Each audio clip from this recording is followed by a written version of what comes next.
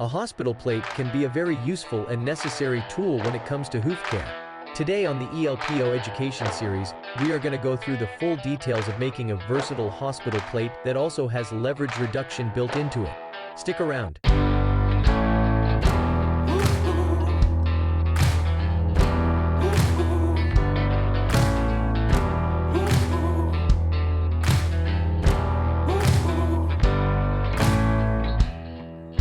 Good morning, my name is Chris Nicholas. I'm the Vice President of the ELPO. Today we are going to go over the process of building a hospital plate that has leverage reduction in. We are going to use a Blenkinsop. We have a plate of aluminum. And these are going to be the two main components that we're going to use for building the hospital plate that has leverage reduction built into it.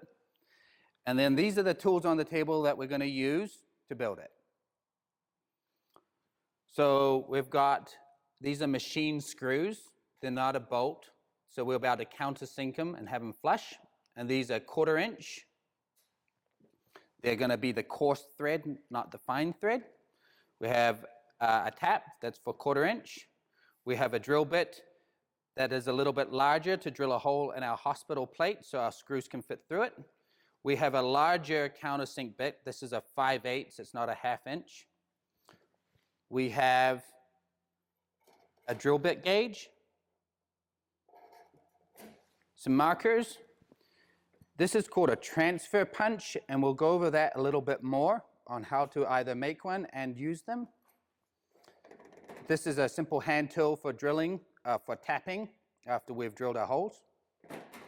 Tape measure or dividers, really handy to have cutting fluid for aluminum or steel when you're drilling and tapping. An impact, a drill, and a jigsaw. So a benefit of a hospital plate is that it allows us to medicate the foot daily or weekly. There's multiple ways of doing that. We're going to show you a simple way today of making a leverage reduction hospital plate. Before you do anything, you want to have your shoe shaped. And the reason for that is if you need to go back and tune up your shoe, you risk damaging your holes and also what you've drilled and tapped. So you want to have your shoe prepped, your foot prepped, your shoe prepped, and have everything shaped first before you start making a hospital plate. So for the sake of this project, this fits our foot. We've done all our shaping first, okay? We can now use our shoe as a template to whatever we're going to be tracing to. I'm going to use a couple little guides on here. I would like to know where the widest part of my foot is. So I'm going to mark that on my shoe. And in this case, I just used the 5th nail hole right above it and drew a line on both sides so that when I transfer that line onto my plate, I can also draw a line across it and have a couple reference points.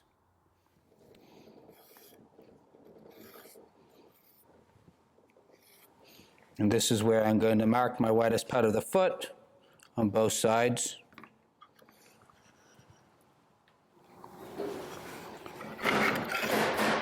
Now I'm going to use a straight edge and just connect my 2 dots here from the widest part of my foot on both sides.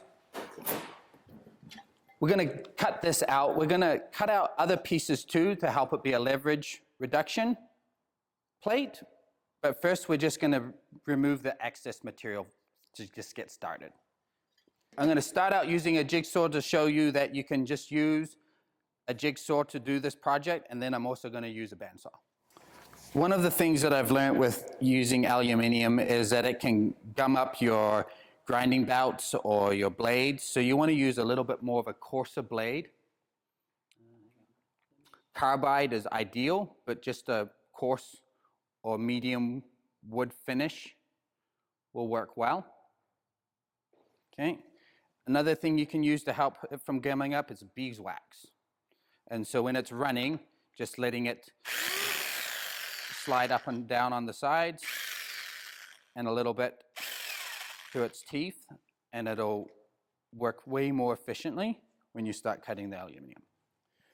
I'm going to do a couple little relief cuts in here, just so when I'm going around, the metal's going to fall off and I'll be able to follow the contour here.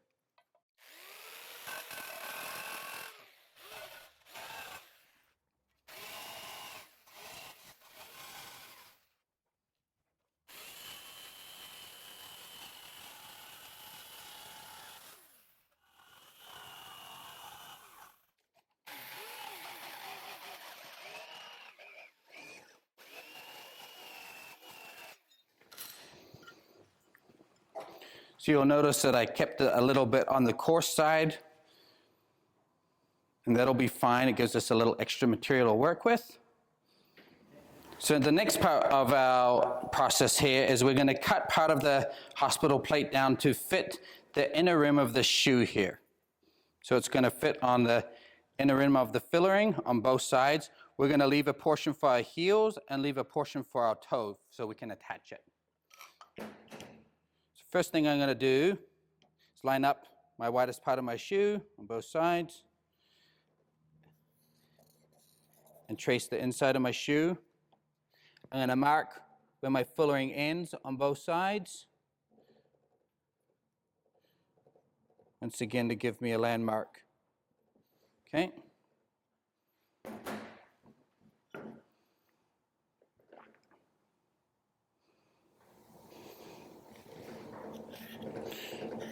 So we're going to preserve the heel and the heel. We're going to remove this outer portion where the nails would go, and we're going to leave a portion of our toe. Okay? A template that would help me find the inner rim of each side would get a smaller shoe and maybe even just shape it to fit that. So this is a little bit big. I'm going to just narrow it a little to give me a template. Here we go. I like it. I'm going to use the same mark, my widest part of my foot, transfer it over to my shoe. All right, so now that I have marked the widest part of my foot and widest part of my shoe to my smaller shoe, I can then transfer it onto here, line it up, evenly space it. All right.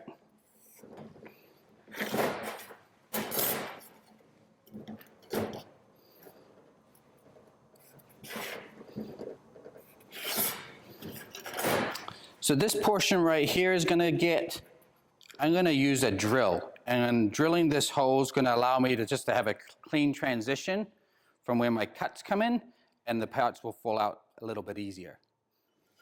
So with all these lines here, it can be a little bit confusing. What's leaving? What are we taking off? We're going to remove this area right here and this area right here.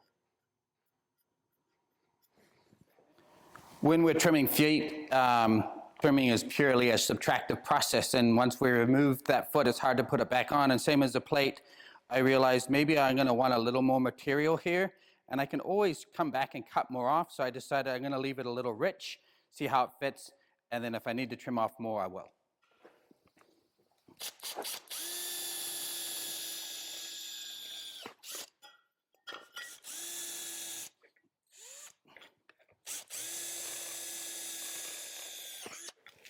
So these two holes, what those two holes help us do is now when I'm coming in with my jigsaw, I don't have to try to do a sharp 90-degree bend.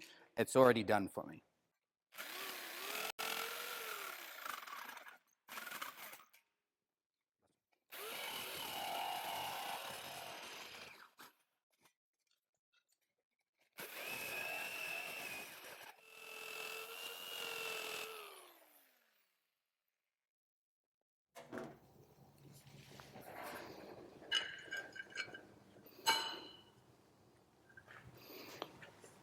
So now we can soften some of our edges with a grinder, remove a little bit more when needed, and soften the sharp edges here and true this up a little bit with the grinder.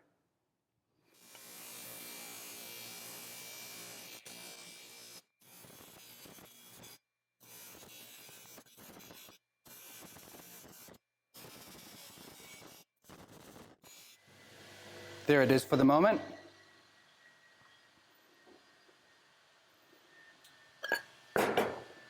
We're going to use the two little center punches that we have in the back of the shoe for drilling and tapping, and then we're just going to do an extra punch here at the toe, closer to the back here of our rim, inner rim. Next step is use the corresponding drill bit that will fit with your tap.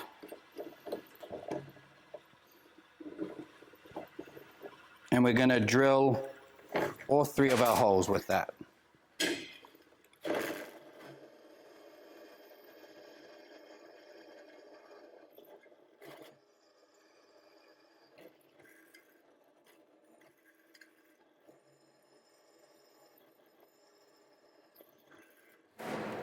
So how do you line up these holes with this hole and have them all line up perfectly? Well, we're going to do it one step at a time. We're going to start at the toe. And we can use this transfer punch here to mark our little dot. So once we have it lined up, you can kind of just pinch it with your fingers, make sure it's not moving.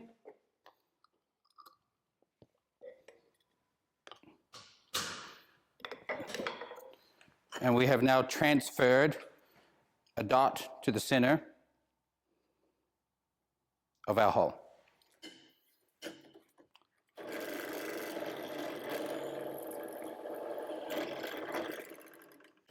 All right. So this screw will not fit through our plate yet. We don't want to enlarge this hole because we need to drill and tap it, but this one we need to enlarge it so the screw will fit through. I have the 1/4-inch drill bit here. I can just widen it. Now my screw fits through it.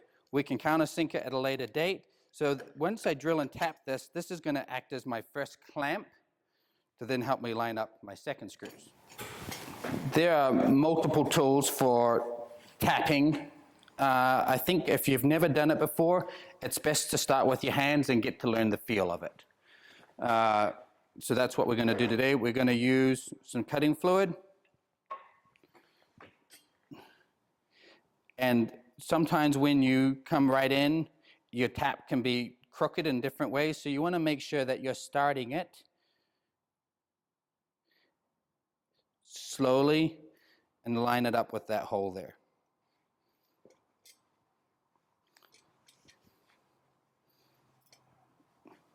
So you're going to start doing tiny little bites. You'll feel it bind, undo, and as it starts to go through the full thickness of your material, the tapping will become easier. So you'll notice now that I am doing full rotations, and it gets pretty easy. But at the very beginning, I don't try force it. Ask me how many taps I've broken. And once you've broken a few, you'll find your limit. When a screw is going to be used multiple times to help it from getting cross-threaded, it's nice to give it a nice countersink here so the screw can easily find where it belongs. There you go.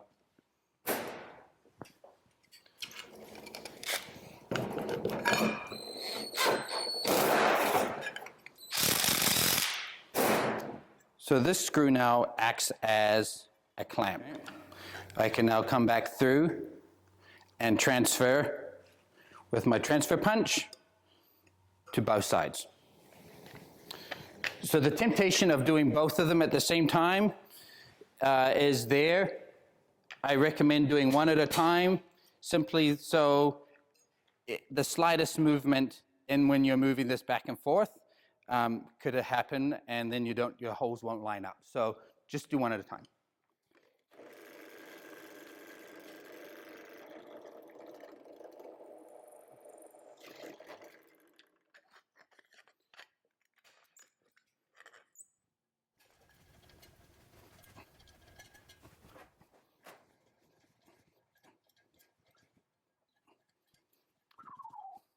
There we go. All right. So now I'll go ahead and enlarge my hole in my hospital plate for the screw.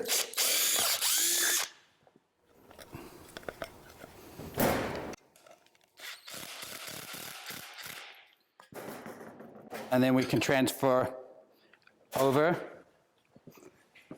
for our last hole.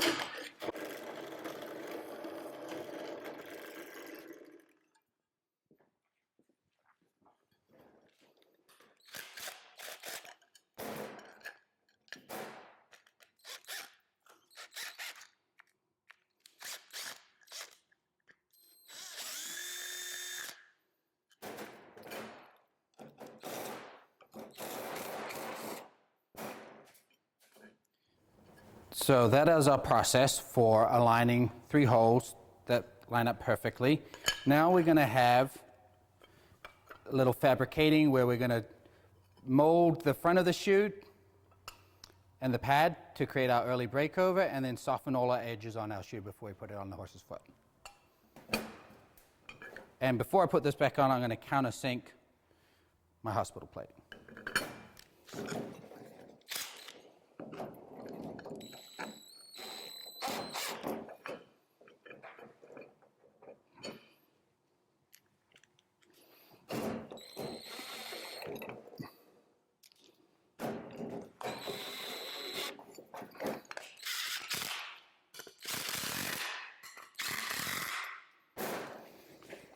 So it's a little rich on this side. We can go back to our grinder, soften all our edges, remove any excess material, make any final adjustments that we need.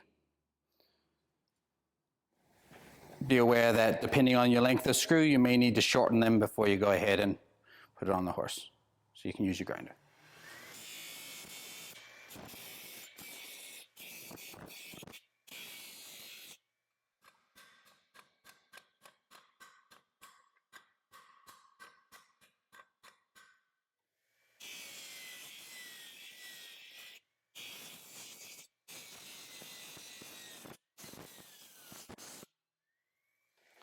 So I'm a little rich on this side, so I'm going to just true it up. I can just kind of eyeball it. This side I'm fine. And take it off, and we'll be ready to nail it onto a horse.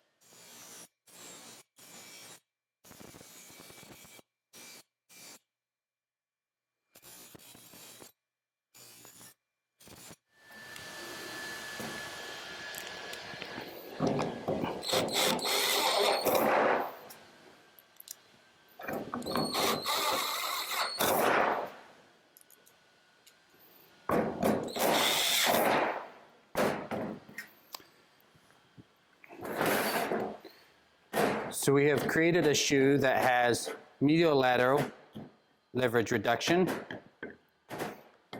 a little early breakover. We do not have anything supporting the back of the frog. If you have a great big healthy frog, maybe you don't need to add anything. Maybe you don't have a healthy frog, so we need to add something in here to stop material falling out the back. I'll show you how to fix that. So on this hospital plate package, we have a bar that's been welded into the back of the shoe. This bar helps material from falling out the back of the horse's foot. In this particular package, we do not have a bar, and that isn't necessarily a problem. Maybe you have a really healthy frog that will meet this hospital plate. And in the case that you do not have a healthy frog, one of the ways that you could resolve this is by filling the back of the horse's foot in with dental impression material. And impression material is a 50-50 2-part putty that you want to have equal portions of. And in this particular case, pink is the medium hardness. You have about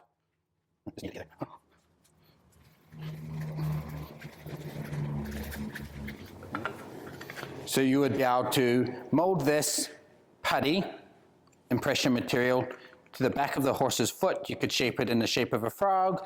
You would be able to shape it in whatever way you need it to be.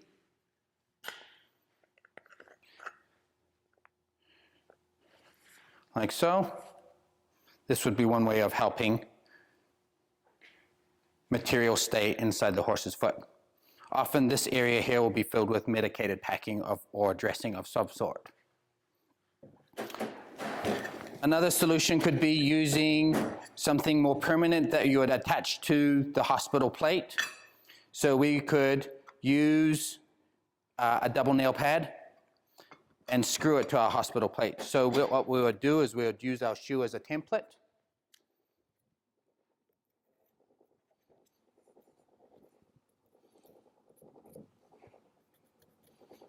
I'm going to use both the holes to help line up my straight edge.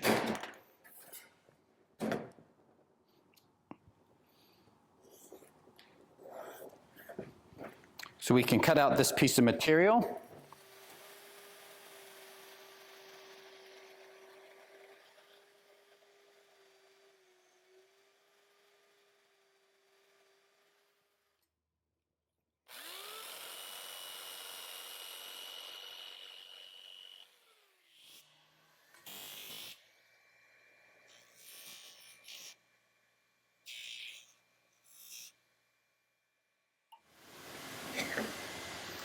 So we now have a bar, if you will, that will fit the back portion of the shoe, and we're going to attach it to our hospital plate. When deciding what drill bit size you want to use, this is where a drill bit gauge comes in really handy. So I want an 1/8 inch drill bit to drill my holes through my hospital plate. So just scored the back of my bar. Now I can see where I want to put my holes. Actually, I changed my mind. I'm going to do it like that.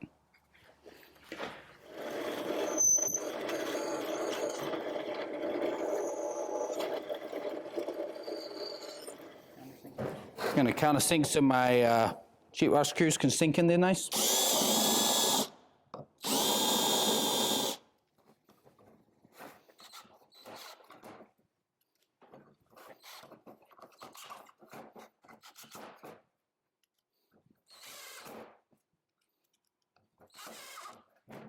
So my screws are a little long, we just grind them off.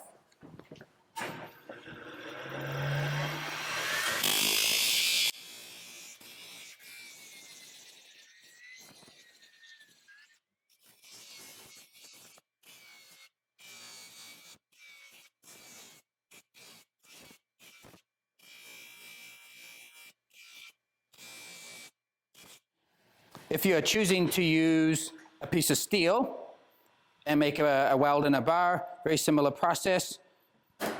We're going to cut off a piece of steel that'll slide in between our two heels.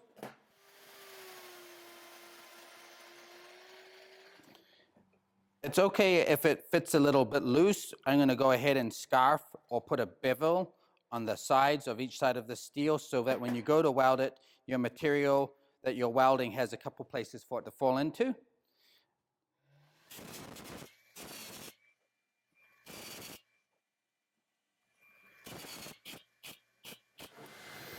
So we have prepared our bar stock that's ready to be welded, and that's what it can look like.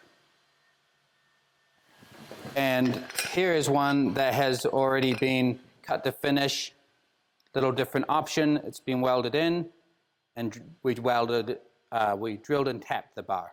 Yeah. And the process is the same. You starting with your toe. Really, you can start at any one. I like starting at my whole toe, clamping it in, and doing each one at a time. That way, everything lines up.